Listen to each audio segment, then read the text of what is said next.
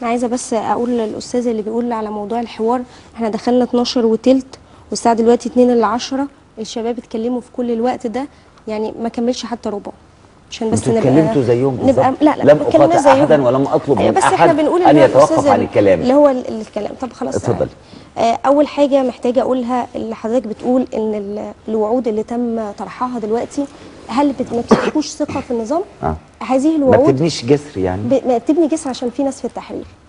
الناس دي لو رجعت بيوتها مفيش ولا ضمان ان اي حاجه تتنفذ. طب هل ممكن الرهان على اننا نجرب مش هتعرفوا ترجعوا تاني؟ ليه؟ لا جربنا 30 سنه، عايزنا نجرب تاني؟ نثق في نظام بيخدعنا 30 سنه نجرب فيه 6 شهور؟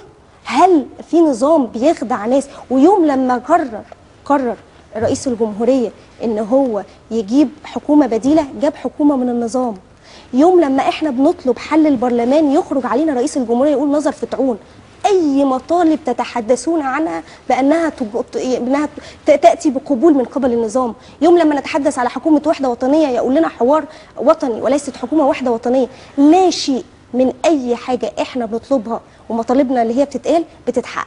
احنا طلبنا حل البرلمان، يستكبر النظام المصري على انه يقول نظرا لمطالب الناس فسنحل البرلمان. يخرج علينا رئيس الجمهوريه ويقول انه كان ناوي من قبل ما تحصل الثوره ان هو يمشي، مش انه نظرا لطلب جماهير مصر اللي خرجت في اليوم ده واللي استطاعت تخلي الشرطه تدخل جحورها، ان هو بناء على ده هو مش هيترشح. ما قدرش يقول كده، مش معترف ان في قوه واراده شعبيه لابد ان ينزل النظام عندها ويقول نظرا لاراده الشعب انا بعمل كذا وكذا وكذا. ده مش موجود.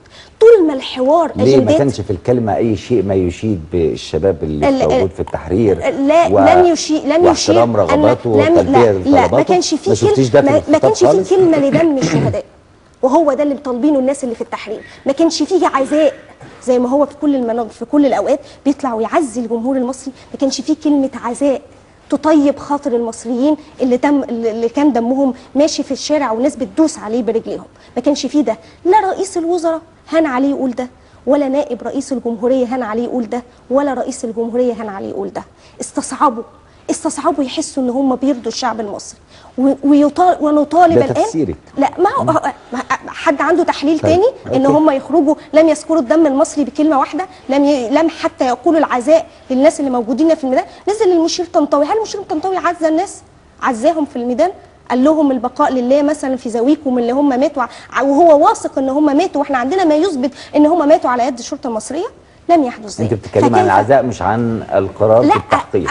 انا بقول لحضرتك اسباب عدم الثقه وانها لن ترجع الثقه الا بقرار. انت كده بتوصل لنا لطريق مسدود، يعني لن ترجع يبقى خلاص مش هنتفاهم. لا لن ترجع ليه؟ انا مش بوصل لحضرتك لطريق مسدود، انا بقول لحضرتك ليه لم ترجع؟ ليه؟ مش لن ترجع مش لن ترجع. طيب. ان الثقه مش هتعود لينا ليه؟ لان احنا في 30 سنه ما خدناش وعد وتحقق يا جماعه، وعد واحد.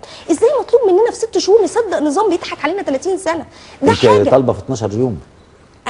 بنتكلم في ايام من 25 يناير. من 25 يناير دلوقتي. خلينا من عند هذه النقطه. خلينا المطالب بتتحقق عشان الناس موجودين في ميدان التحرير. طب كويس. لا احد يضمن ان الناس دي لو راحت بيوتها ان في مطلب يتحقق، فعشان كده الناس متمسكه بوجودهم في ميدان التحرير. بتضمني اي نظام تالي لذلك؟ ما انا هخليكي تكملي. بتطلبي من يعني اي نظام تالي لذلك هيقول لك اي كلام، هتصدقيه ازاي اذا لم ينفذ؟ يا استاذ خيري، احنا في حاجه اسمها تداول السلطه. اي نظام في الدنيا عنده معارضين. الناس في الشارع، في البيوت، الناس في الشارع وفي البيوت وفي كل مكان يطلبون برحيل رأس النظام.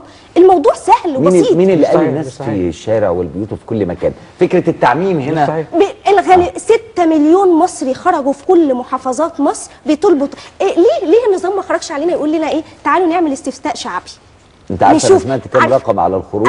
من 3 ل 5 ل 4 خلينا نقول ليه النظام عاجز عن ان هو يقول تعالوا نعمل استفتاء شعبي بان رئيس الجمهوريه يبقى او يرحل؟ لانه حاجتين، عارف انه هيخسر، 2 غير قادر على تزوير الاستفتاء زي ما زوروا في 2005. عشان كده مش قادرين هو لم يعترف بشرعيه ما تقولي علشان يبقى محتاج ده. طيب معلش، ما هي دي وجهه نظرك. بص انا عندي 6 دقائق. طيب انا بس هخلص بس اللي انا عايزه اقوله بسرعه علشان في النقطه بس اللي احنا بنتكلم فيها في الدستور والقانون. الان بعد 25 يناير نتحدث عن الدستور والقانون، ونحن بقالنا 30 سنه يعني كدنا ان نبوس يد النظام في ان يطبق الدستور والقانون، كدنا ان نبوس ايده عشان نقول له في طب قانون. لما يجي يعمل، طب نحتاج نعمل ايه؟ ايه؟ طب ما جاي يعمل اهو، جاي يعمل وافق. خلاص احنا مش تحت عايزين، ضغط. لا وافق. احنا دلوقتي مش عايزين لا دستور ولا القانون اللي هو ما طبقوش 30 سنه. احنا بنقول له كمل وما تطبقوش بقيه الست شهور دول. ايه المشكله؟ ما انت بقالك 30 سنه مش معترف بالدستور والقانون. لما جينا احنا الغلابه اللي في الشارع قلنا خلاص يا احنا موافقينك يا عم، الدستور والقانون اللي انت مش هتطبقه احنا كمان مش عايزينه. احنا كمان زيك، ما انت بقالك 30 سنه مش معترف ان في دستور وفي قانون.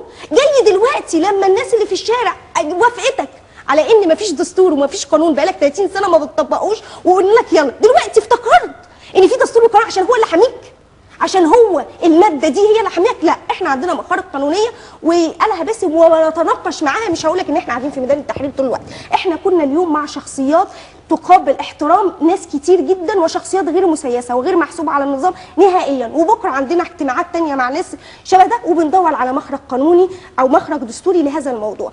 المخرج الاساسي لينا ومطلبنا الاساسي انه يرحل الرئيس، يفوض سلطاته، يستقيل، بس اسراء عشان ما نبقاش بنكرر نفس الكلام، لان احنا في الشارع معلش مش كلنا، في ناس في الشارع مش سياسيين.